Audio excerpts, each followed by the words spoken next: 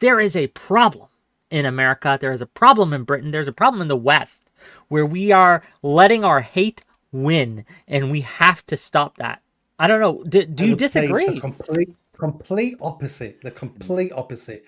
The reason why these problems are getting worse is not because we're getting more hateful. I think you'd probably agree over the last 100 years, our societies have become less hateful, more We're compassionate, more talking about in the tolerant. last month, like the hate that was on display after like Yeah, even in the protests today, that did not exist a month ago to this level. It just did not, right? there will always be peaks and troughs over such a tiny period. But if you look over the last 100 years, over the last 300-400 years, the West has become less hateful, more tolerant, more compassionate. And any graph will probably show you that. That's the problem. Compassion and tolerance isn't always, just like hate always isn't a good thing. Compassion and tolerance isn't always a good thing. Okay, Socrates, tolerance. The problem. What do you think?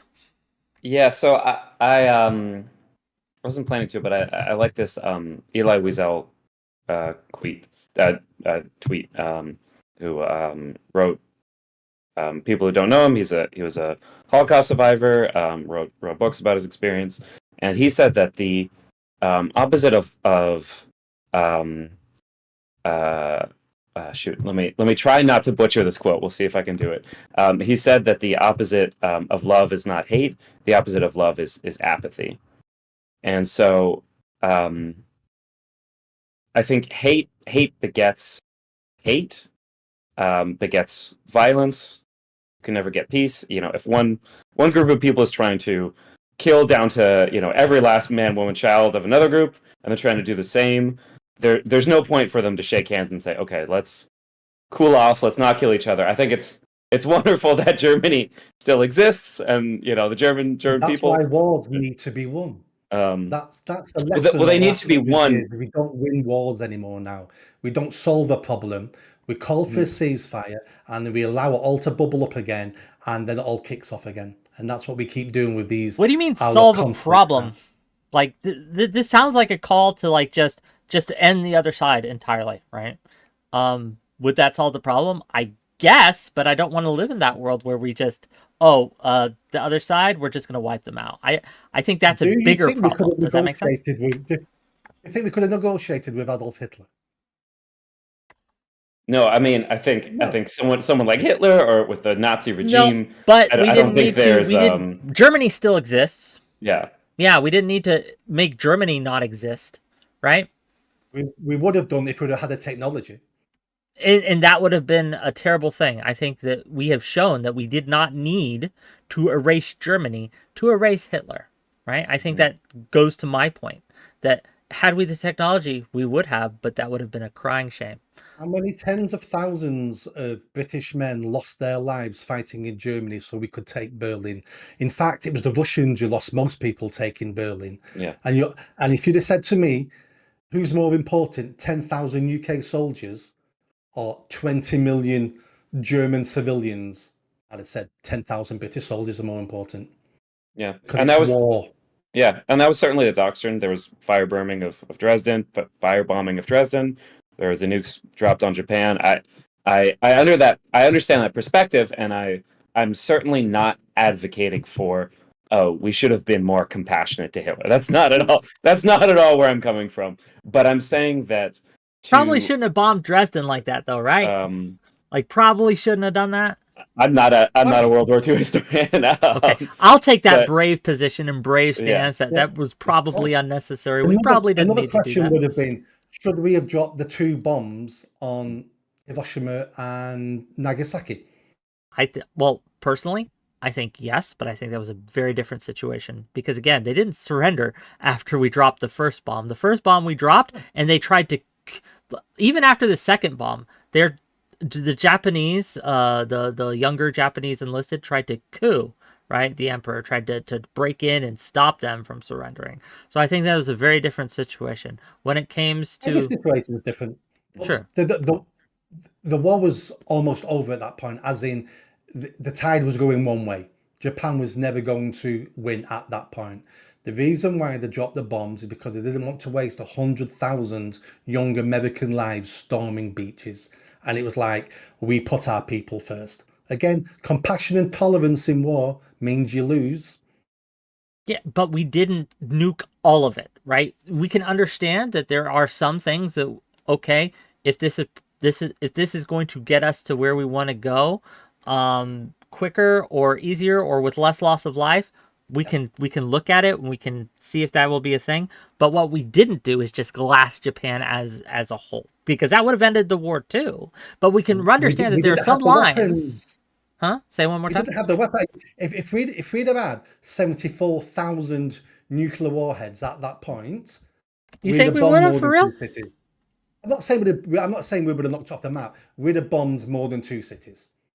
We only had two bombs. Yeah, I We just are we don't are a think so. nasty, evil, hateful, violent creature.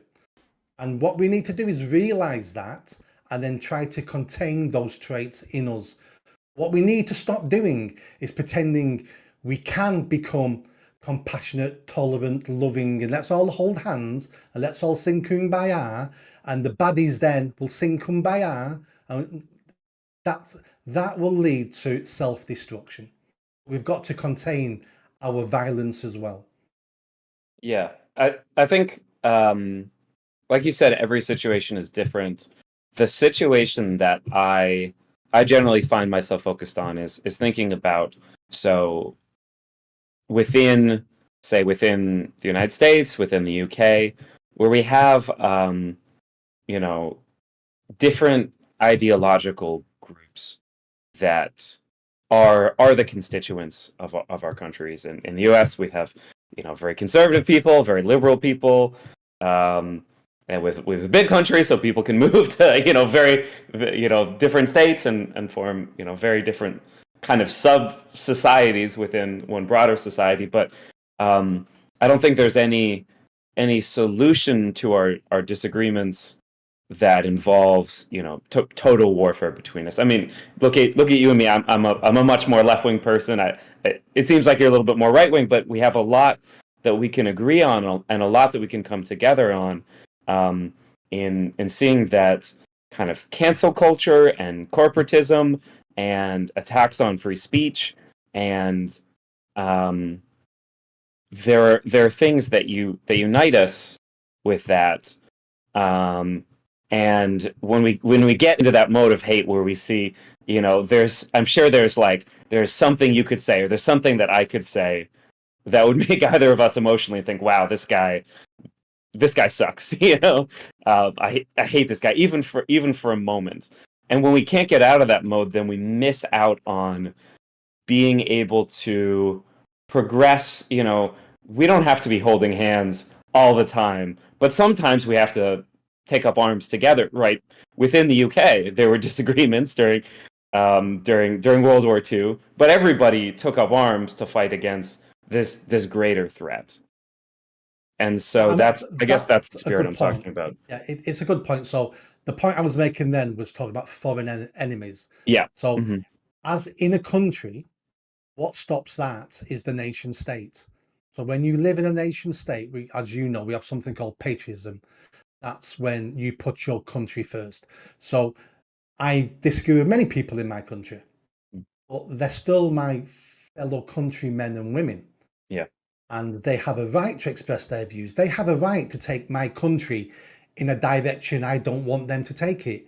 If Hmm. there's enough of them and they vote on it and it's a Yeah. peaceful democratic transition to a way of living that I don't want to live that way, that's absolutely fine. And that's what used to hold us together. And we used to have trust in a ballot box, and we would debate things. And people, there was phrases when I grew up, and we used to say to people, let's agree to disagree, shall we? Hmm. Which meant let's change the conversation because we're Yeah. not going to agree on this, but we're still friends, so let's change the conversation. No one does that now. It's now, you're a Nazi, you're evil, you want those people to die. It's like, I never said anything like that. Yeah. Just because we disagree doesn't make us enemies. And the only way we don't turn to violence internally is we need to come together over certain values, and that's what keeps a country together. But in the West and in the UK, and from what I've seen in America, We're losing those shared values. We can't even agree on what the truth is anymore now. It's my truth. Well, there's only one truth, mate. And that's the big problem for the West, is the disintegration of the nation states into tribalism.